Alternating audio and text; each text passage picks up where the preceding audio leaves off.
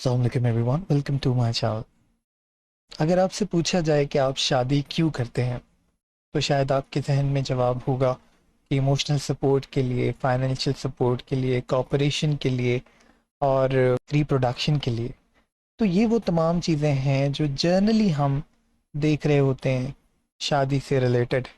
लेकिन जब हम सोशियोलॉजी की बात करते हैं तो एक एंगल इसका ये भी हो सकता है कि जी शादी जो है उसकी वजह से जो डिस्पैरिटी है वो बढ़ रही है। वो कैसे कि अमीर अमीर आपस में शादी कर लेते हैं और दौलत जो है वो अक्यूमुलेट हो रही है। ठीक है, इसकी वजह से the rich and the poor के दरमियान जो डिस्पैरिटी है वो बढ़ रही है। ये एक और एस्पेक्ट हो गया। एक और एस्पेक्ट मैं बताता हूँ आपको कि जी शादी को अगर हम देखें तो ये वैसे तो इंडिविजुअल डिसीजन है, लेकिन सोसाइटी का बहुत रोल होता है इसमें। फॉर एग्जांपल, अगर आपकी फैमिली में आप ख़ानदान से बाहर शादी नहीं करते तो जो है ये भी एक एक्सटर्नल फैक्टर है जो कि आपके इंडिविजुअल डिसीजन मेकिंग पे इफेक्ट करता है। तो this is how sociological perspective deals with day to day activities. आज की वीडियो में मैं यही आप लोग के साथ डिस्कस करूंगा कि सोशियोलॉजिकल पर्सपेक्टिव जो है उनका गोल क्या है और उनके अंदर हम चीज़ों को किस तरह से देखते हैं, कौन से मेजर सोशियोलॉजिकल पर्सपेक्टिव हैं। सबसे पहले मैंने आपको बताया कि 3 गोल हैं सोशियोलॉजिकल पर्सपेक्टिव के। पहला, looking for journal in the particular, यानी जर्नली हम शादी को कैसे देखते हैं कि हम इमोशनल सपोर्ट के लिए, रिप्रोडक्शन के लिए इसलिए कर रहे हैं। ठीक है, लेकिन अगर हम इसका सेकंड पहलू देखें तो looking for strange pattern in the familiar environment. अब स्ट्रेंज पैटर्न मैंने एक आपको बताया जी, डिस्पैरिटी बढ़ रही है। ठीक है, यूजुअली ये वो पैटर्न होते हैं जो हम नॉर्मली इग्नोर कर देते हैं। सोशियोलॉजी के जब पर्सपेक्टिव से हम देखेंगे तो इसको भी हमने देखना है। तीसरा गोल क्या है सोशियोलॉजिकल पर्सपेक्टिव का कि social influence in the individual life, यानी सोसाइटी जो है वो किस तरह से एक इंसान की लाइफ को असरअंदाज करती है। तो ये 3 गोल हैं सोशियोलॉजिकल पर्सपेक्टिव के। अब हम एक एक करके जो है वो डिफरेंट पर्सपेक्टिव को समझते हैं। अच्छा, सोशल पर्सपेक्टिव क्या है? It is a framework that generate theories to explain the operation of social world, its structure and the relation between structure and individual. यानी सोशल पर्सपेक्टिव के अंदर रहते हुए हम जो है वो सोशियोलॉजिकल थ्योरीज बनाते हैं। ठीक है, जब हम कोई थ्योरी बनाएंगे तो उसके पीछे जो बैक होगी वो सोशियोलॉजिकल पर्सपेक्टिव होंगे, और वो बेसिकली 2 तरह के होते हैं, एक मैक्रो लेवल और एक माइक्रो लेवल। ठीक है, सोशल पर्सपेक्टिव से हम थ्योरीज बनाते हैं।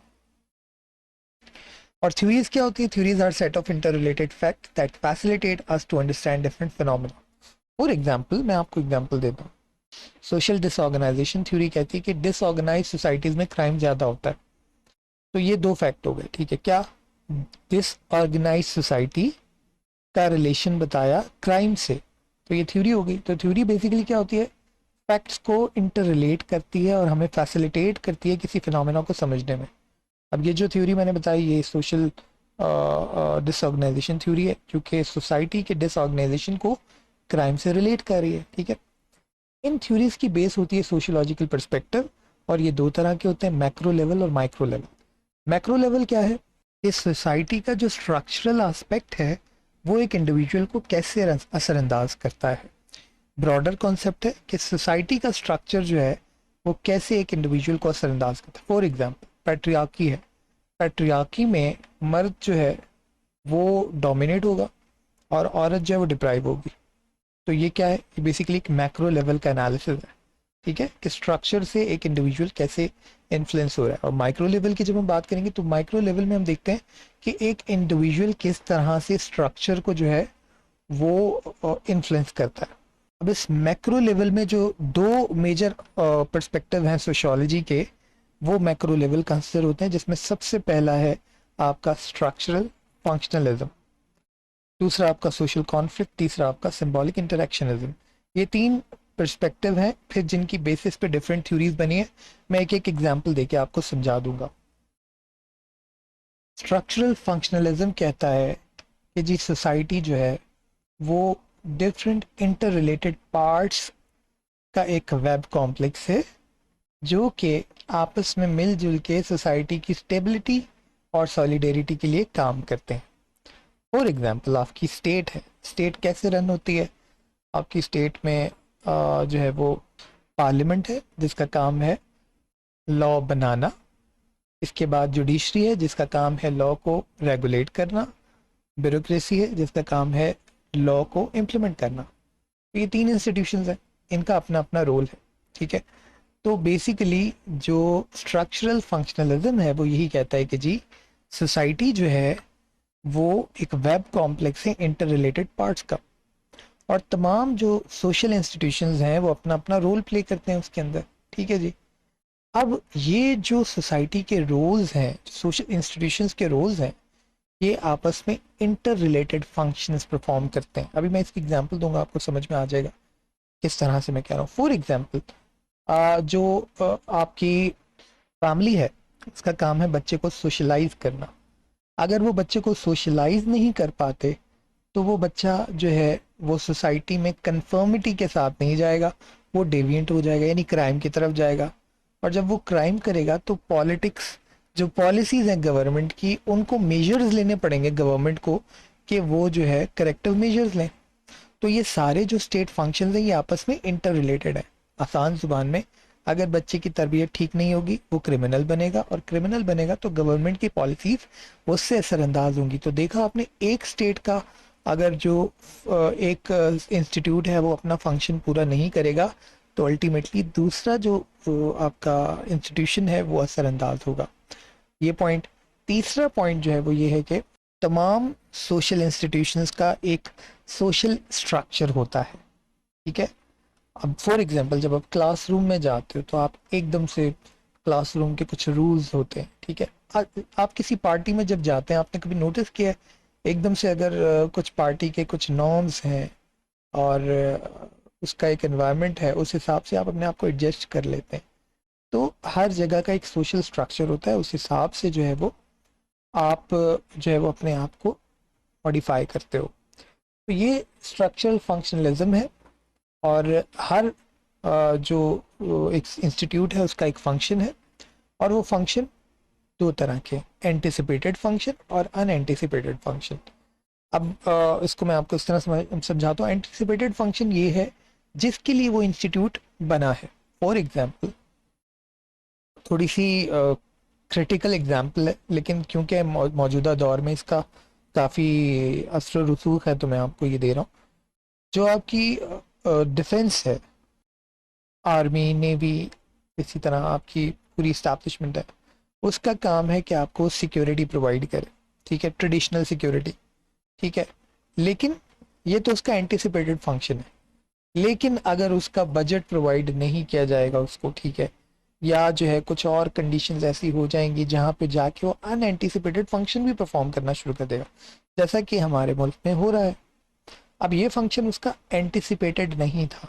अगर आसान जुबान में समझाऊं, क्लासरूम का काम होता है ह्यूमन जो स्किल्स हैं उनको डेवलप करना, ठीक है। जब आप स्कूल जाते हो, यूनिवर्सिटी में जाते हो, वहाँ पे आप अपनी स्किल्स को डेवलप करने जाते हो, लेकिन कुछ लोग वहाँ जाके जो है वो उनको अपना लाइफ पार्टनर भी मिल जाता है, तो ये एक अनएंटिसिपेटेड फंक्शन हो गया, ठीक है।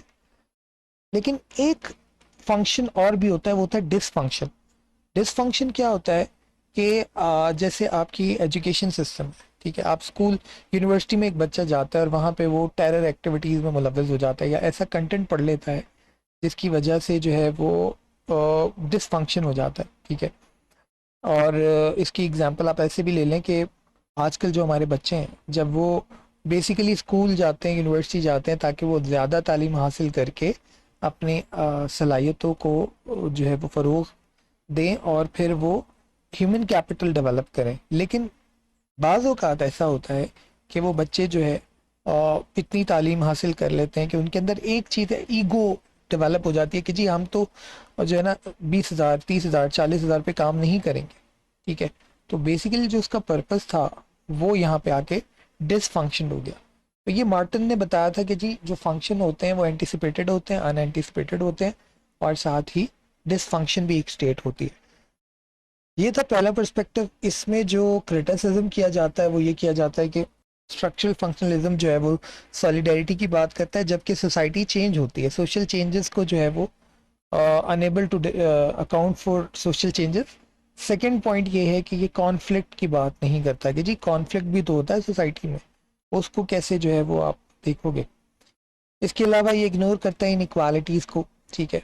तो ये स्ट्रक्चरल फंक्शनलिज्म है। सेकंड कॉन्सेप्ट मैं आपको समझाता हूँ। सेकंड पर्सपेक्टिव है हमारा कॉन्फ्लिक्ट थ्योरी। जो लोग ऑफिस में काम करते हैं उनको इस बात का अंदाज़ा होगा। वो अक्सर सोचते होंगे कि बॉस जो है वो सिर्फ ऑर्डर चलाते हैं और सैलरी हमसे डबल ले लेते हैं। इसी तरह शायद कभी ये भी सोचते होंगे कि यार जो हमारा मालिक है इस इंडस्ट्री का, ठीक है, यार वो काम तो कुछ नहीं करता लेकिन जो है प्रॉफिट सारा वो ले जाता है और हमें क्या मिलता है, हमें मिलता है जी जो सैलरी है हमारी, ठीक है, वो। तो बेसिकली कॉन्फ्लिक्ट थ्योरी जो है वो बात करती है a framework for building theories that see society as an arena of inequalities that generate conflict and change. Conflict theory बात करती है कि जी जो सोसाइटी है वो वेरियस पार्ट बाइनरी ऑपोजिट की बनी हुई है, ठीक है, और these parts are in state of conflict and competition rather than stability and solidarity. Karl Marx के जो इसके थ्योरी है उसके ऊपर ये बेस्ड करती है, जो कि कैपिटलिज्म की सबसे बड़ी मुखालिफ थ्योरी है कि जी कैपिटलिज्म की वजह से क्या हो रहा है कि अमीर अमीर तर होता जा रहा है और गरीब गरीब तर होता जा रहा है। तो वहीं से ये सोशल कॉन्फ्लिक्ट पर्सपेक्टिव निकला है। ये पर्सपेक्टिव जो है वो सोसाइटी को बाइनरी ऑपोजिट्स के तौर पे देखता है और वो देखता है कि जी किस तरह से डिफरेंट एलिमेंट जो है वो अनइक्वल डिस्ट्रीब्यूशन ऑफ रिसोर्सेज की तरफ लीड करते हैं सोसाइटी को। फॉर एग्जांपल पैट्रियार्की की बात कर लो कि पैट्रियार्की में क्या है, मर्द औरत जो है, मर्द को प्रिविलेज है औरत को नहीं है, ठीक है। अगर आप ब्रॉडर पर्सपेक्टिव में देखो तो डेवलपिंग कंट्रीज और अंडर डेवलप कंट्रीज को देख लो आप कि जी अब जो आप देखो कि जो ग्लोबल वार्मिंग है उसके सबसे बड़ा जो कंट्रीब्यूशन है वो चाइना यूएस की तरफ से आता है, ठीक है।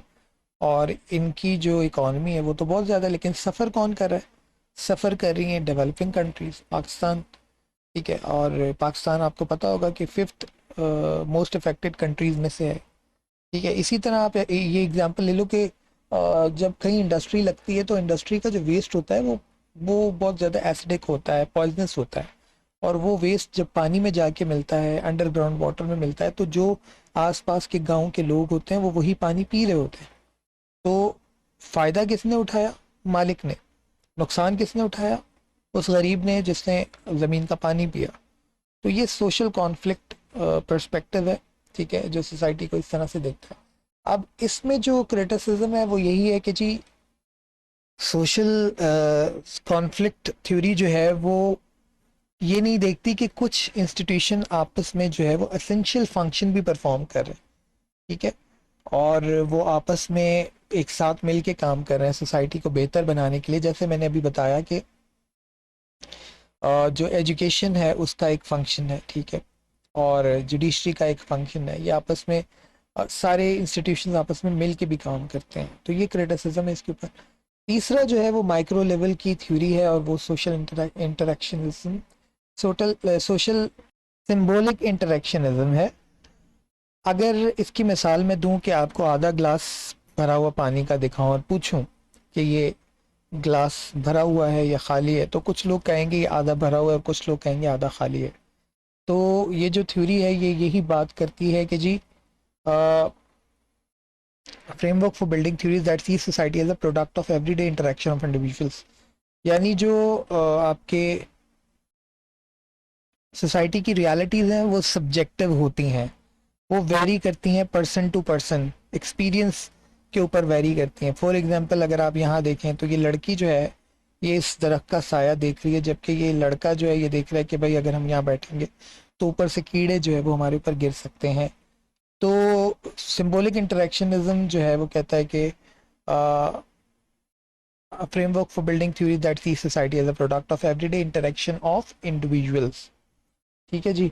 अब इसकी मिसाल ऐसे दूंगा कि जैसे पीएसएल आजकल चल रहा है, तो अगर कोई आपसे कहे कि जी कराची और लाहौर का मैच है आज, तो हो सकता है आपके लिए वो इतना ज़्यादा इंपॉर्टेंट ना हो क्योंकि आप शायद पीएसएल ना देखते हो, ठीक है। लेकिन अगर कोई आपसे कहे कि इंडिया पाकिस्तान का मैच है, तो जो मैच लवर्स हैं उनके लिए जो है उसकी इम्पोर्टेंस कुछ और होगी, ठीक है। या इसकी एक और